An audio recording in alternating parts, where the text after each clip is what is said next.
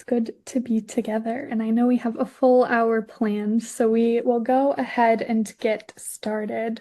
My name is Destiny Magnet. I serve as the Programs and Outreach Manager here at Churches for Middle East Peace. I've been in this role for just over 2 years, and one of the greatest blessings of my time in this work and this ministry and critical parts of our history has been our And Still We Rise Women's Empowerment Program, which we get to hear a bit about and learn from some of our leadership members today. Churches for Middle East Peace, if you're new to our organization, is a coalition of 36 member denominations and communions that support the uplifting of Palestinian and peacemaking voices from across the Middle East, educate communities and churches here in the U.S., and represent Christian voices in advocacy for more just U.S. policies. As I mentioned, And Still We Rise is our women's empowerment program. It began in 2018 in Washington, D.C. It's named after Maya Angelou's seminal poem, Still I Rise, and looks to embody these principles through women's empowerment, talking about peace building, family, sisterhood, and all of the things that fall in between as we work together for justice and collective liberation. This webinar series is an exciting one, and my colleague Hannah Hutton is going to tell you a bit more about the series and introduce you to our three incredible speakers for today's webinar. Over to you, Hannah. Hi, everyone. My name is Hannah Hutton, and I am a Middle East Fellow at Churches for Middle East Peace. And I had the honor of attending the And Still We Rise Summit last year in Jericho and being able to be a part of this incredible program. So I just want to thank you all for joining us today. The Palestinian women who serve on our And Still We Rise leadership team brought to us the very real need to discuss trauma. And so this webinar series will serve to begin a conversation about trauma, building resilience, and walking with those who find themselves navigating the effects of trauma. This webinar in particular is the first one in the series. There will be three next Thursday and the following Thursday. We would love to have you all back for those as well. And this one's seeking to build a foundation of what it looks like to walk with those who are in traumatic situations. Too often we don't know what to do, and so we do nothing. We wish that we had useful skills such as being a therapist or a doctor or a peace worker or anything to be able to help navigate these traumatic times and events with our friends and family. But this only brings the focus back on ourselves. It's trying to fix a problem. And really what needs to happen is a ministry of presence. And so today we're going to focus on this topic of bearing witness, ministry of presence, and embodied solidarity. And we have three amazing women with us to discuss these ideas, Reverend Liz Walker, Sandra Van Opstal, and Arij Masood. So I'm going to introduce each of our panelists. Reverend Liz Walker is a graduate of Harvard Divinity School and an ordained Presbyterian minister. She has long been actively involved in healing ministry. Liz Walker is the founding director of the Can We Talk Network, a nationwide collective of spiritually inspired, community-based, clinically supported programs addressing America's epidemic of post-traumatic stress and grief through the healing power of sharing personal stories. Can We Talk has been replicated in 15 different communities and around the country. Sandra Van Opstal is a second-generation Latina pastor, activist, author, and a powerful leading voice on the intersection of faith and justice. She is the executive director of Chasing Justice and the author of The Next Worship, as well as a contributor to the New York Times best-selling book, A Rhythm of Prayer. And finally, Arij Masood. She's the founding director of Khayari Women's Leadership and Economic Empowerment Organization in Bethlehem. She studied theology with a minor in psychology at Bethlehem University, grounding her approach in faith and human understanding. Born and raised under occupation, she speaks from a place of urgency and purpose. Her efforts center on amplifying women's voices and reclaiming safe spaces amid destruction. As a justice-driven community creator, Arij works to keep hope and resilience alive for her people in Palestine. So we're going to begin our webinar today hearing from Arij. Thank you, Destiny, and thank you, Hannah, for the introduction, and thank you everyone for also being here. Basically, as we're talking about trauma and talking about what just Hannah mentioned, the Ministry of Presence and how important it is, and it has a huge influence on, not just influence, it does have an impact, and it does have impact on Palestinians, and we see that. For example, like at Khayari Women, like in the organization, I work with young adults. And when we come together as a community, and we do work together, work on getting to know ourselves better, work to seek peace or create peace together as women, the way we show up in circles and check on each other every session, or even when we text, to just check in and stay connected.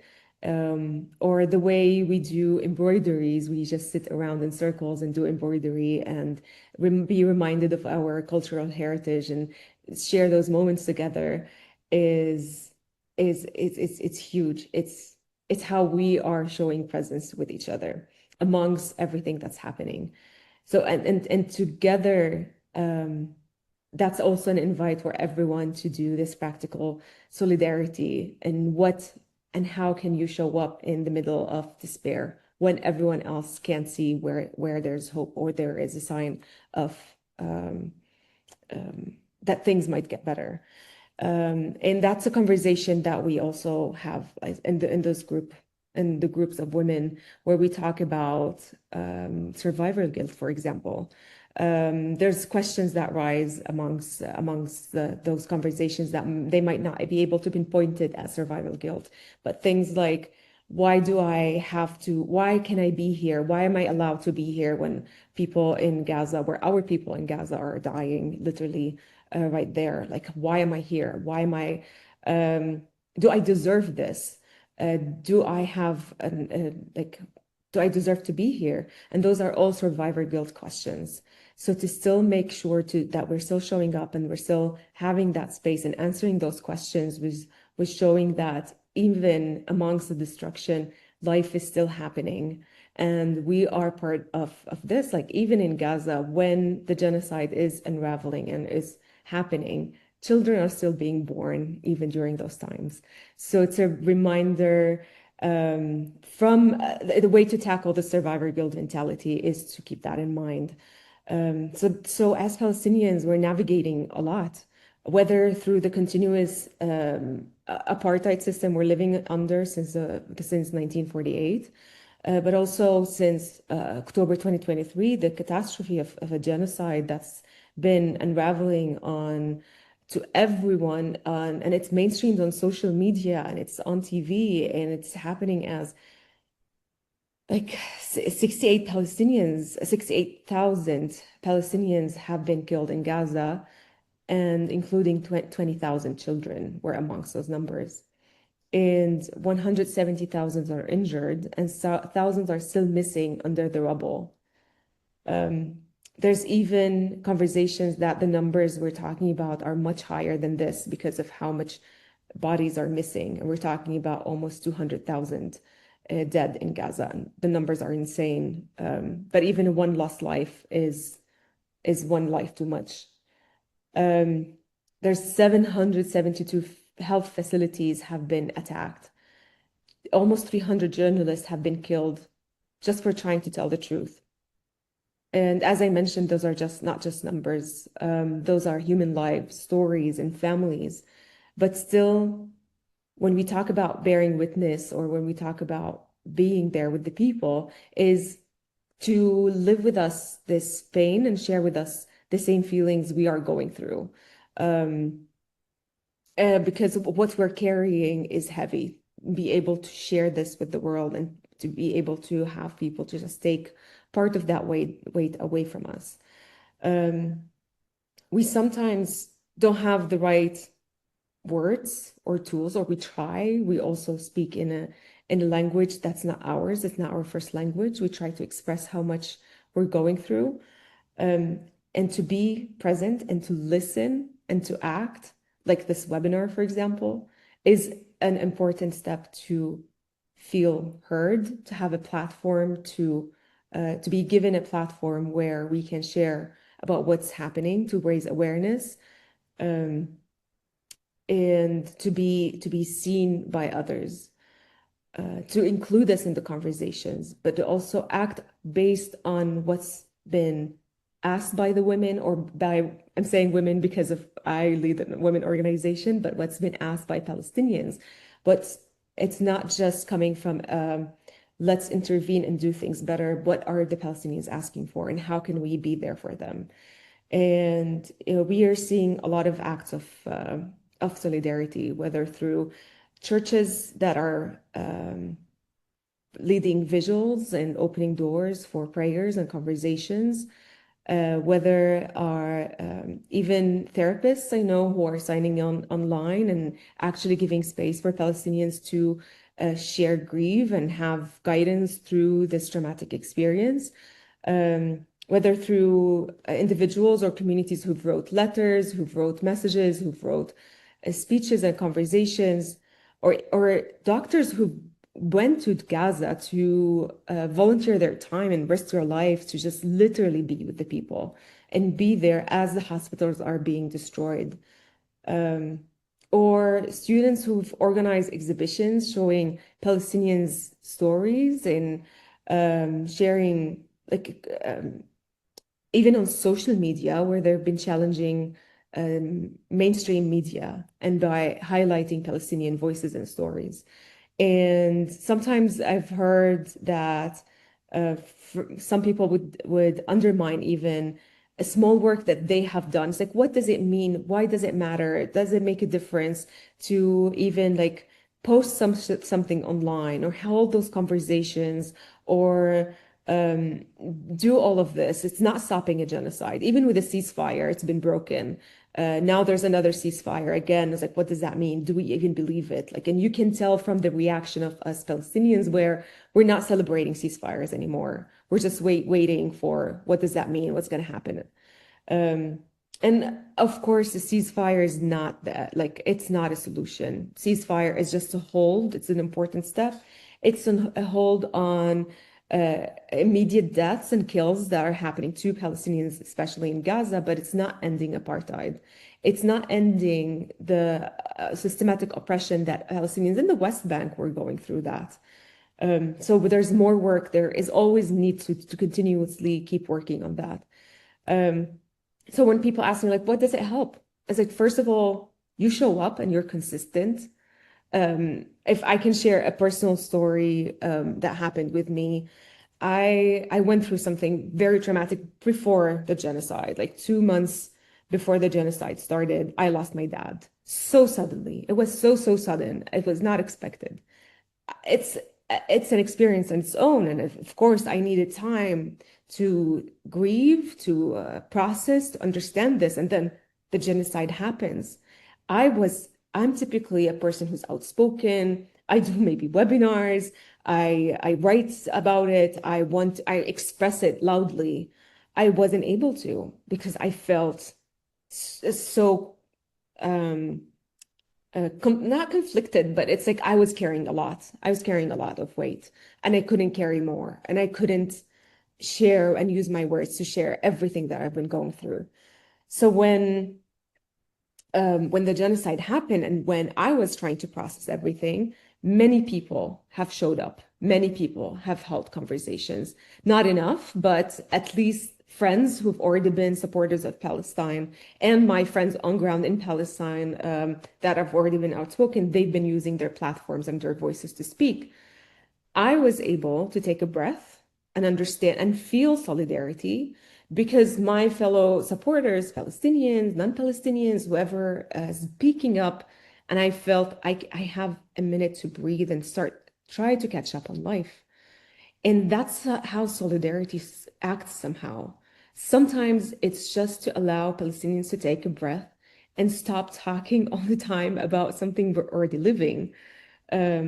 I've been asked multiple times at the conference, for example, at church at the Crossroad conference that happened in Chicago. For those who hasn't been there, there's been a documentary, a Palestinian documentary that's been played there, and I didn't go, and many were like, "Why aren't you going? You're here. The documentary is playing." Like I live that. I don't want to watch it. I see it in real life. But I want you to go watch it. I want everyone to. I support it, of course.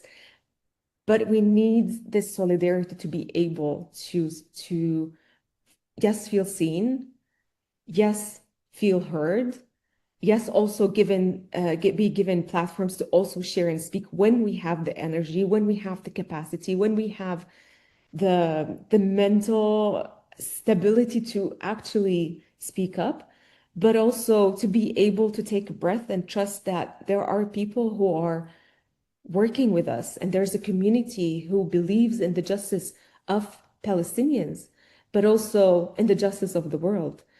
Um, I heard someone share about solidarity in a way saying, if there is no solidarity, it's like if our neighborhood is burning, but I'm only cleaning my house. And that's how the lack of solidarity feels. And this even extends beyond um, when we see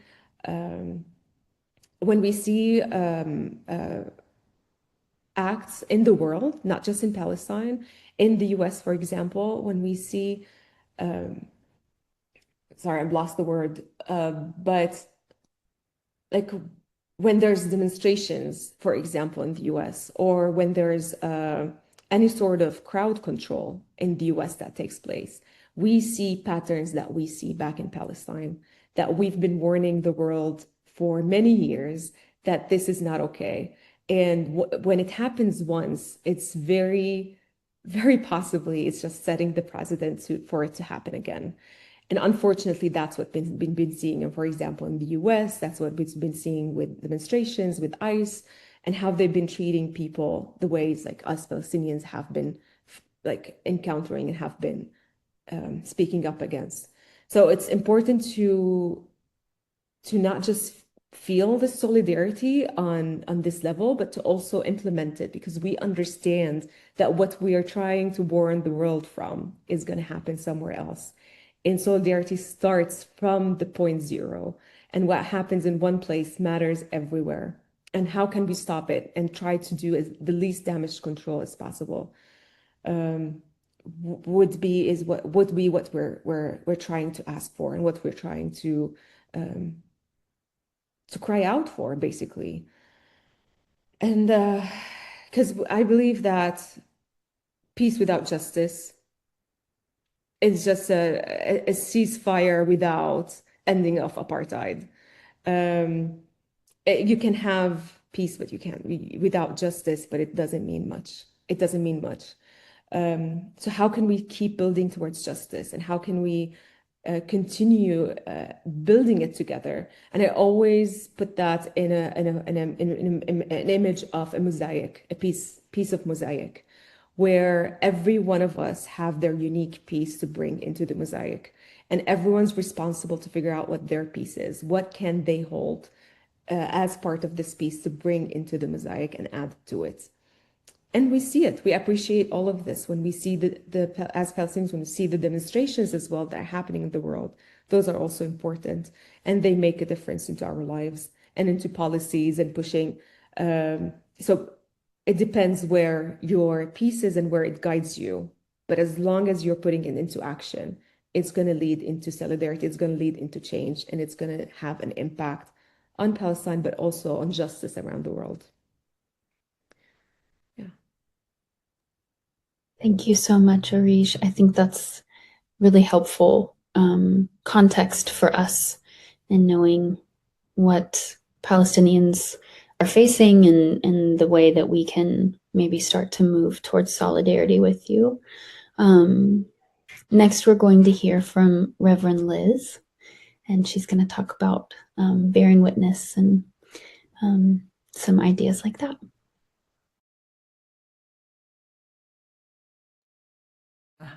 There. Thank you, Hannah. And Arish, I really thank you for your words, and I want you to know that my deepest sympathy for your personal loss. And it is an honor to be with all of you. We have come to see about you. That was my little message that I made to about the 70 or 80 Palestinian Christian women gathered at this And Still We Rise conference last year in Jericho. It was a really transformative experience for my colleague Dana Baker and me. These were the same words that my grandmother, who was a poor preacher's wife, used decades ago when she would walk out into the countryside of the harsh and hostile Jim Crow South, trying to support neighbors she barely knew who were struggling to survive. These are the words of my witness of faith, a way of abiding with or walking with struggling neighbors, no matter who or where they are. So going to Jericho was a real deep experience for me, and kind of a continuum of my legacy, of my ancestors. But this was a kind of a mother to mother witness. We had heard in Boston, and talking and planning with the people from CMEP, that mothers in the West Bank worried every morning when their children, especially their sons, might leave because of the horrendous violence in that part of the world. They were worried that their children might not return.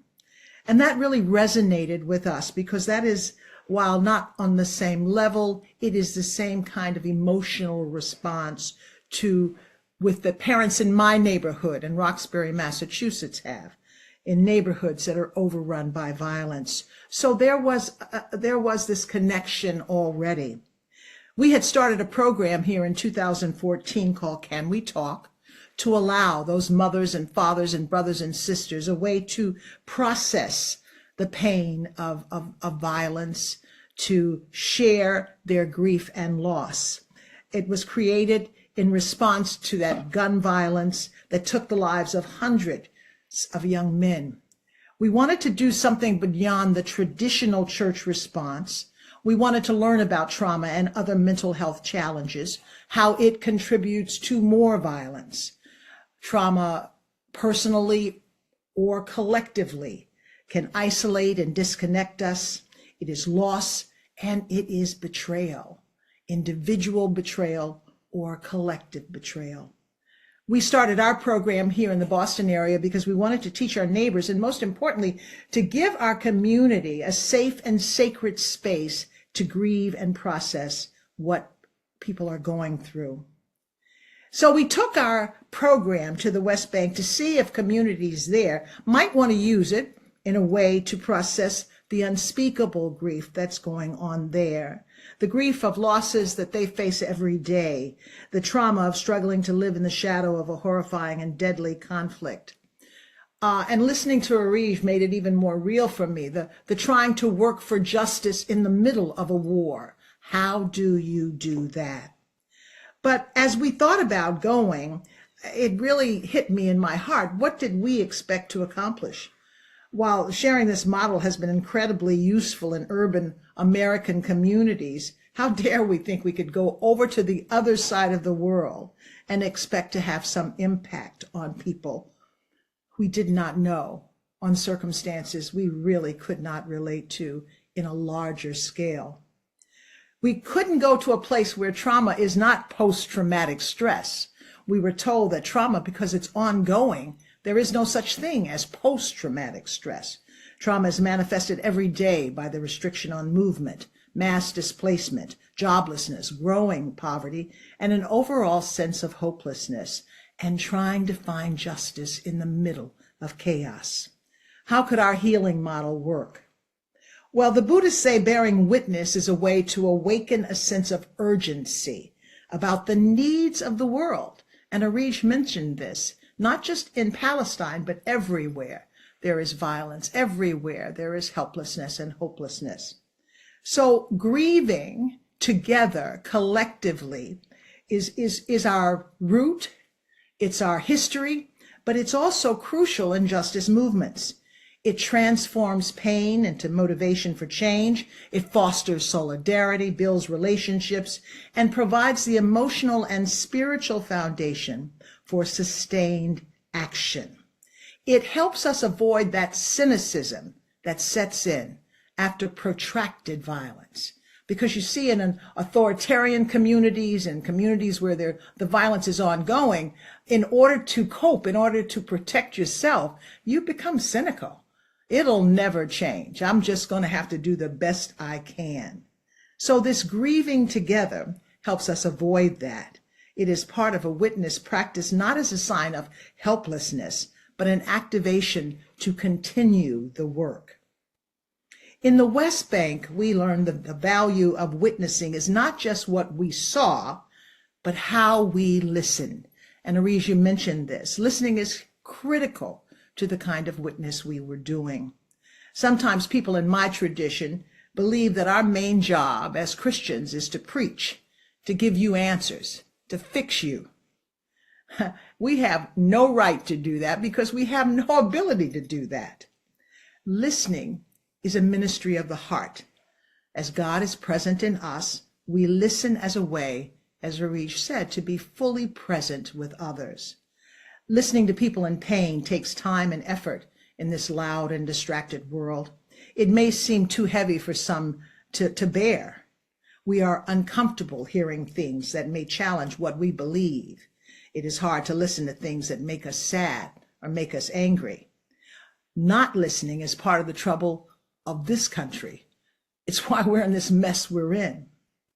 There is a risk to listening, but it is necessary and critical to bearing witness to the pain anywhere in the world. It is what puts us all on the path to healing. So in listening to our sisters on the West Bank, we honor their stories. We honor your story, Arish, and we honor your life and the work that you do. We silently assure you that you matter to us.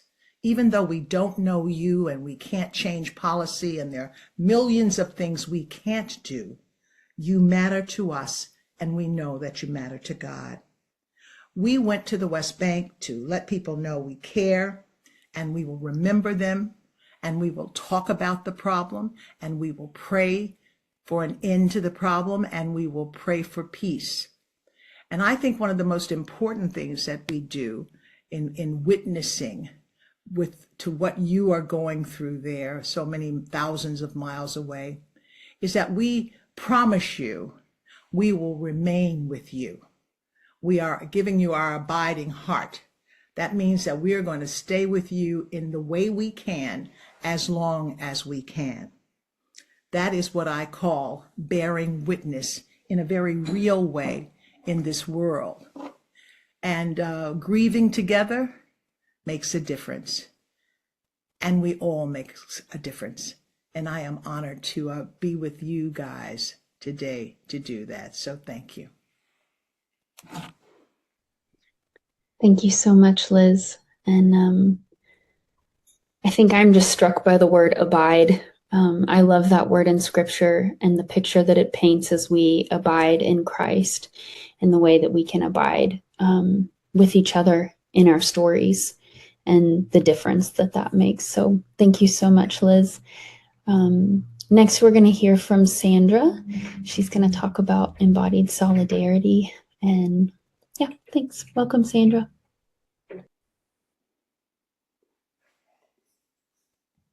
Thank you guys for having me. I need a minute after that, Pastor Liz. I need just a minute.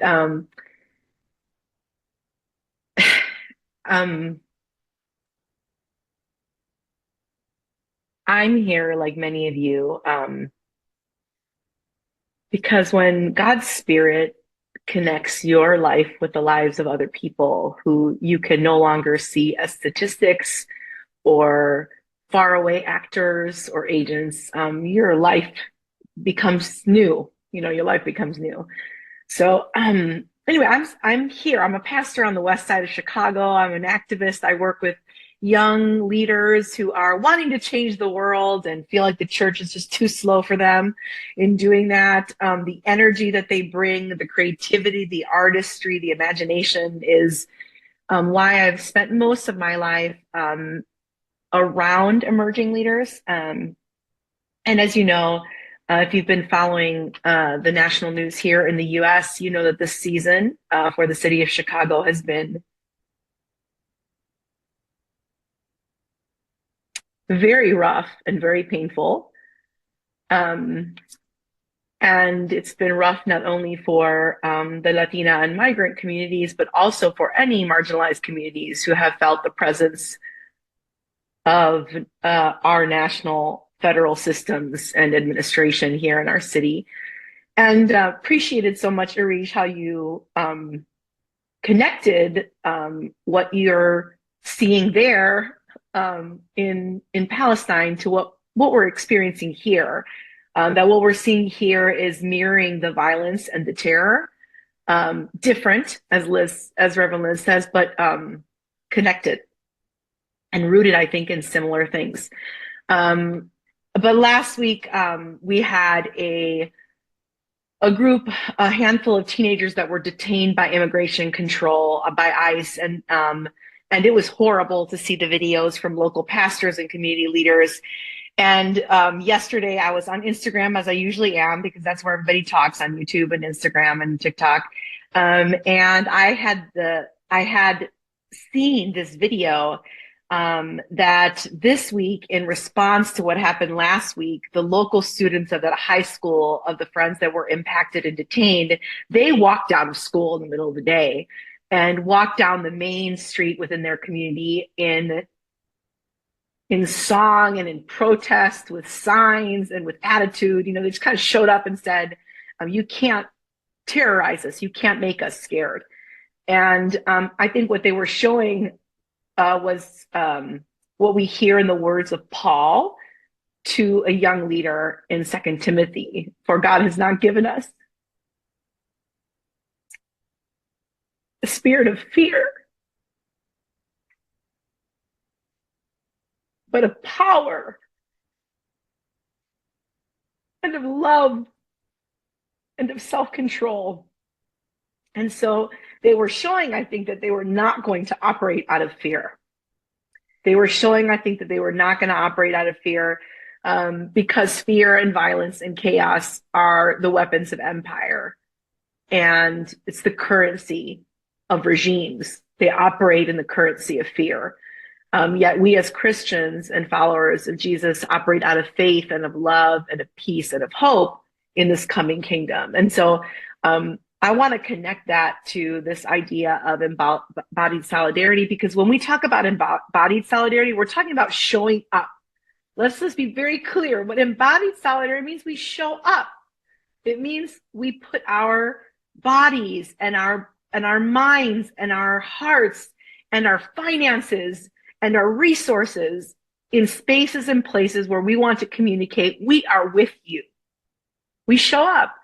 And so in order to show up, you have to have a spirit of power and love and of faith, because what you actually feel is fear. What if I post that thing on Instagram? What if I sign that declaration? What if I share that video? What if I promote that book of these Palestinian leaders? Will they take my US passport away from me when I leave this country? It's the questions my family asks of me in the way that I operate both within this country and as a global citizen. Like, hey, are you ever afraid you won't get let back in? And my answer is yes, absolutely. And so we need to be smart, but I'm not going to operate out of fear. And so I think when we are talking about the ways that we as siblings live in embodied solidarity, it means we are going to speak very frankly about the fear that we feel and the loss that could come our way. And then we're going to look at those realities and say, that's just not the spirit of God in us. That's something completely different. Those are tools and weapons that will be used against us to silence us. And this is not the moment in history to be silent, either on the things that happen in our own communities, in the US or in the West Bank, or the things that are happening more globally. And so one of the things that I shared when we were gathered together at Church at the Crossroads, that I just want to share with you guys today, is this idea that if we're going to operate out of faith and hope and not out of fear, then we need to be able to see God. And I think that, actually, I was thinking about this week, that it's not just that we need to see God, but as we watch other people embody solidarity and show up, it actually is the way that we see God at work. So when I saw that video of those students walking out of class, many of whom have vulnerable statuses, and just by mere fact of being brown bodies, the US Supreme Court has given authority to pull them over for suspicion, you know? And so I thought, well, look at this. When I see their walk just down the street from me, I actually wanted to get in my car and go drive and look in person, because that gave me a sense that God's spirit was at work in a very palpable way. It's, I think, what we see, for example, Arish, when you talked about the importance of seeing people in protests for Palestinians, all of the college encampments and all of the ways people walk and march. And when I walk around the city of Chicago and I see people in their keffiyehs, and I see people, wearing things that tell me what they believe, I'm like, look, that's a statement, when you get on a plane and you're wearing a shirt that has a very bold statement about your beliefs. It is inspiring. It helps me to see that God's spirit is at work. And then very specifically, as Reverend Liz said, when we were together in Jericho, in November of 24, what I saw there gave me enough inspiration and faith to keep going into what I'm experiencing now as a local leader here, seeing people that were honest about the terror they were experiencing, vulnerable with their anger, transparent with their desires, wise women who are doing the work of peacemaking, faithful women who are crossing checkpoints to get to one another and work together, brave women who spoke truthfully and honestly about all of the pain. And that, as Reverend Liz said, that really said, we can't be talking about post-traumatic stress because we're currently under an occupation and a genocide and an apartheid that is continually causing compound trauma. And so hearing their voices, watching them even in many ways expand our understanding and push back on our understanding was so, so powerful. And brave. It made me want to be braver as a human being. It made me want to be braver as a mother. It made me want to be braver as a community member. And so I think when you watch and you see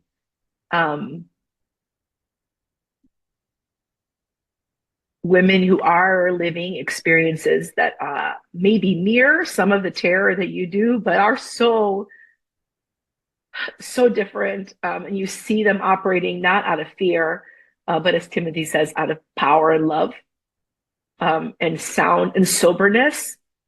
And I think that is what we need to do together. We need to hear one another's stories. And so I thought about the prayers that we shared in those moments, and the amount of mascara that was run in that room, the amount of Kleenex that was shared amongst people. And I thought to myself, what does it look like in 3 areas? What does it look like for us to embody that kind of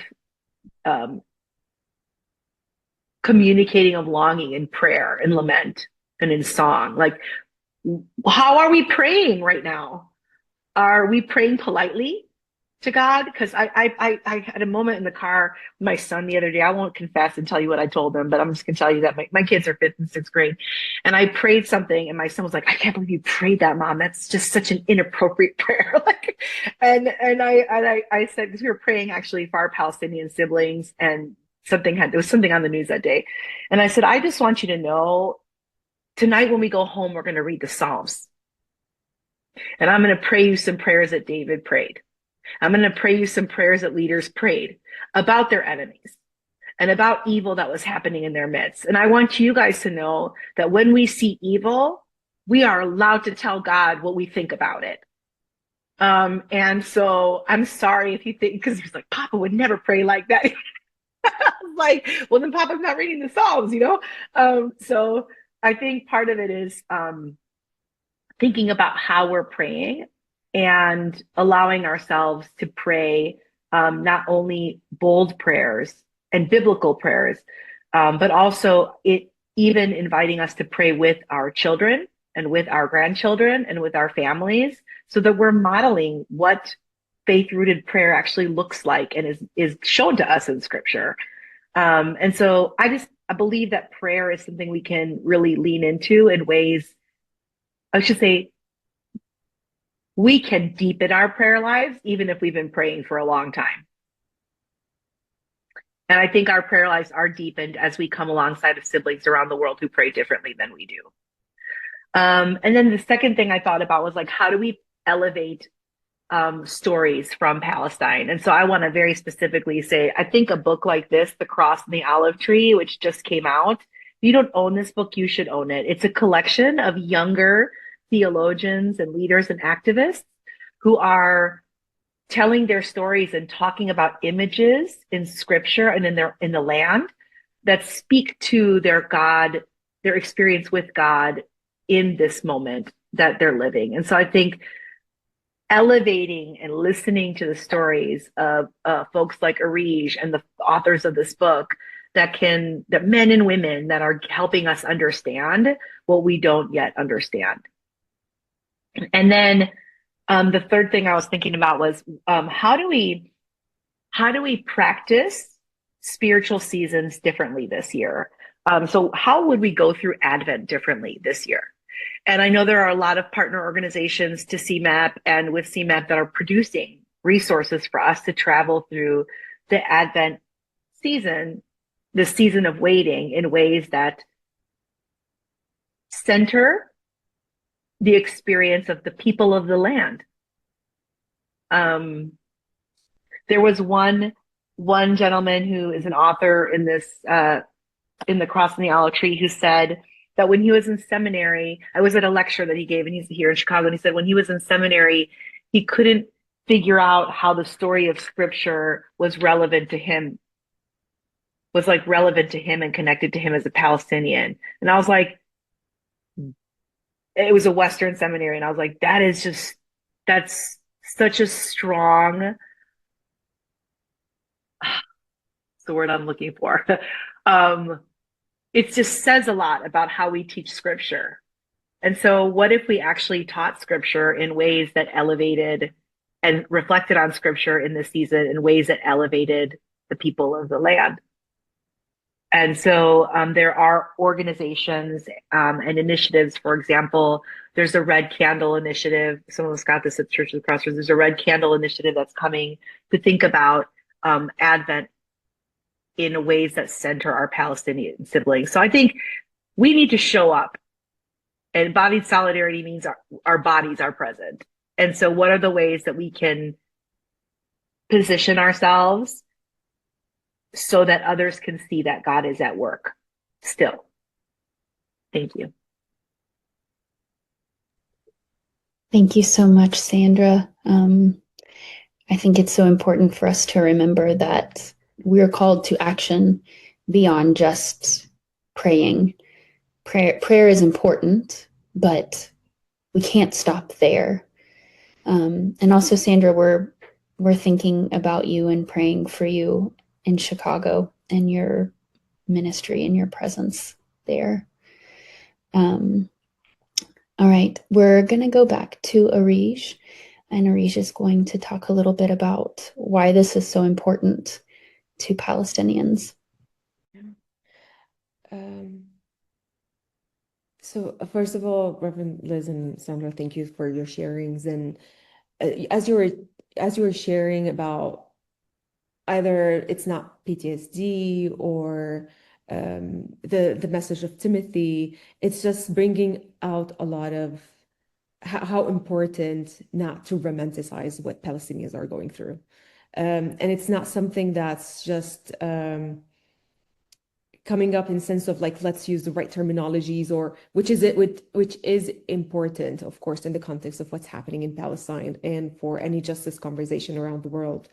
But it's also bringing up conversations that I've had before about like Palestinian resilience and how much it's being romanticized that Palestinians are doing fine amongst everything. It's like, no, that it shows that it is, but what options do Palestinians have? What options do we have? That's what we do. And I love what you shared, that it's not out of fear, it's out of living. It's out of living. It is out of love. It is out of our love to life, our love to our neighbors as a collective community. That's what we do. We take care of ourselves, we take care of each others, and we, as a poet once shared, we wake up, we teach life. We wake up every day to teach life. And it's important to keep that in mind, that it doesn't come, we can't take life for granted. It doesn't come natural, it doesn't come easy. We have to work every day for it to move into the next day. I would just emphasize that true peace is creation. And you both touched base on important ways where we can create. And God is a creator himself. He created the world and he called it good. And where are we reflecting the image of God when we do solidarity and when we move forward with like it's just solidarity and embodiment of being there with others? How are we creating this goodness ourselves? And we are like, people are witnessing what's happening to Palestinians, whether it's through social media, there's more awareness, or whether through witnessing Palestinian lives on ground. Some people do come here, like the conference that took place and that happened in Jericho. People came here and saw, and took pilgrimage trips, maybe beyond just the conference, to also spend time and hold witness with the Palestinians, like living in community. And it is true, when you get to know the culture, you get to understand even the scripture differently. For example, even breaking the bread has a different meaning when you live with Palestinians and you know how much bread we have. When you go to Bethlehem, which means the house of bread, when you understand how much we love food and appreciate food and unity over food, it's a reflection of what that meant and what it really means to actually break the bread and share it with others. But to continue walking Jesus' trail, or continuing and hold witness amongst that, and understanding that as we're creating a beautiful life amongst the destruction, that's still something that we have to work towards on a daily basis. And we still need to always continue having the courage to keep building and building justice as we go.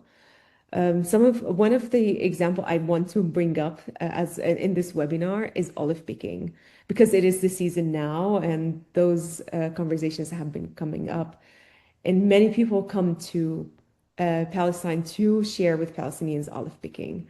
And that's such a huge show of solidarity, or one of the ways to show solidarity is because of how much olives and trees and nature, and how connected to the nature we are. But specifically olive picking and olive oil, it's part of our daily life, literally. We even have a saying in Arabic that It says like, whatever issue you have, just put olive oil on it. It will heal everything. Whatever issue we have. It's like even a joke that says, I went to my grandmother once and I told her I have a broken heart. And she said, just put olive oil on it. So it's that much embedded in our being. But on recent news, where more than 200 solidarity movement, as part of the solidarity movement, international came to olive pick with Palestinians have been deported back into their countries. So even it's showing how important it is to still continuing and doing work of solidarity, because it's even shown as a threat to the occupier, as a dangerous move to the occupier, because then they're being seen as their true selves. They're being seen as the occupying force. It's changing the narrative. It's challenging the narrative. And that's one of the things that scares an occupier whose narrative is always to dehumanize the people, who's always to diminish the stories, to diminish, like, to make it us and easier to get rid of. So to see people that are just coming in and challenging that is terrifying for them. And that's good. That is good, because as Sandra, you've said, we're not doing that out of fear. We are doing that out of love. We're doing that out of power, because we believe that justice is going to be an outcome of our action. And that's what we're going to continue working towards. Yeah, so thank you. Thank you, everyone, for being here. Thank you so much, Arish, and Sandra and Reverend Liz. To all of our guests, if you do have questions, put them in the chat. And while we're waiting for a question or two, I just want to remind you all that if you're interested in joining in the solidarity in a different way, but maybe don't know how, you can feel free to reach out to us, and we'll be happy to help guide you in ways that maybe you can participate in a bodily way. So you can email us at info@cmep.org, or you can email me at hannah@cmep.org, or Destiny at destiny@cmep.org, and we'd be happy to help guide you. So we have a question.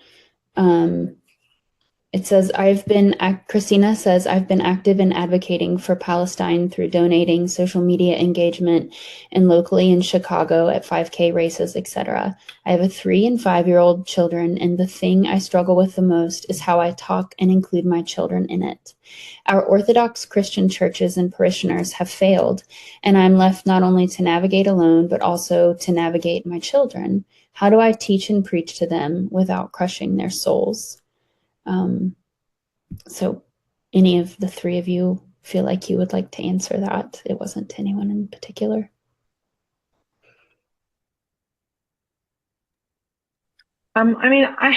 This is the hardest thing for me. I told someone the other day, the most difficult part of my week is not the leadership that I give in the ministry space. It's actually the parenting that I do. It's like, how do you talk to your kids in ways that are truthful and appropriate for their age? So I think, and there are very few resources out there, but I do think there are some. One thing I would explore is the role of children's books, because there are children's books that are appropriate for each age group, I think, on the issue of Palestine. I don't know what's you can maybe put in the chat the name of the kids content curator on YouTube, like Miss Rachel or something. She's constantly sharing books on her platform. And then there's I'm going to look for it when we're talking. There's a young Asian American woman who shares books on different topics of justice. And so I think sometimes books give us an easier way, because we present the story, and then it's their questions that lead the discussion. And I think that's what I'm learning as a parent, and as I speak to psychologists, my friends that are in the mental health fields, and my own kids therapist, that it's helpful for the kids' questions to lead the discussion and not our what we think they need to know. And so they will ask questions. And I think at the level of like 3 and 5, I remember when in any issue, like what I was trying to do is like, how do I help my kids become kind kids? Like just kindness is the principle, not like teaching them on genocide or teaching them on immigration law or teaching them on, it's like, how can we be kind to our neighbors? How can we be kind to our friends? And so sharing. And so one very practical thing I can say is, and that's, we started at that age, and I'll just leave with this and you guys can give more ideas, but we bought this bank, and a friend of ours recommended it. It was like a piggy bank, and the piggy bank has 3 different sections, and one is red, one is green, one is blue. And it's like share, spend, save. And so one of the things I think Christians lack in the most is actually generosity, if I could be honest with you. So many people post on Instagram who don't give to anything. And that's fantastic. You can educate people. But the reality is, if you were to live on less and give more, that could make a huge difference for staff, for immigrants, for Palestine, for lots of other things. And so I think generosity is central to kindness. So we taught our kids from the time they were about 3 or 4, like, we give you $3 a week, and you put 1 in sharing, 1 in spending, 1 in saving. And then at the end of however long, we would say, what do you want to do with your sharing money? Who do you want to give it to? Do you want to put it in the car for our neighbors in the community that we run across? Do you want to give it to our fund at church? Do you want to? And then they would decide how they wanted to share their money. And so that, now they're 5th and 6th grade, and they're still doing that. They have a credit card now. It's like a little kid's credit card, but they do the same thing where they allot on their iPad money they want to send to the different organizations they want to send to with their sharing money. And so it's the principles of kindness, generosity that we're teaching at every stage. And I think books help us tell stories. I don't know if it's helpful, but. Oh, could I just add one quick thing as a parent of a old person, because parenting days have been going on forever. Remember that your kids will learn a lot from what they see you do. So all the things that you teach them, all the books, all of that. But I can't imagine, Christina, that your children don't already have a sense of your generosity of spirit, and Sandra and all of you, because that's what you do. And that's how I got where I am, is watching my parents. Thank you, Sandra. Thank you, Liz. We are at time. So I just want to thank all of our panelists for being here today. Thank you for your voices, your ministries, and the way you all are embodying solidarity in the world and working for peace and justice. I just want to remind everybody that this is the first of 3. So please register and come back for part 2 next Thursday, where we'll be talking about trauma and going through some embodiment practices. And then 2 Thursdays from now, we'll be talking about lament and grief and going through a compassion practice together. And then also, this is a little while away, but we are beginning to plan for our And Still We Rise 2026 summit that will take place in Jordan. And all of you all are free to come and be a part of that and continue this conversation. We'd love to have you. So we don't have all the details yet because we're just in the beginning stages, but just to put a little bug in your ear. And we'll send out the information about that when we have like concrete things, but we would love to have you all with us and continue this conversation and really embody solidarity with us in that way. So thank you all for being here. We really appreciate you all and your support, and hope to see you next week. Thank you. Bye, everyone. Thank you.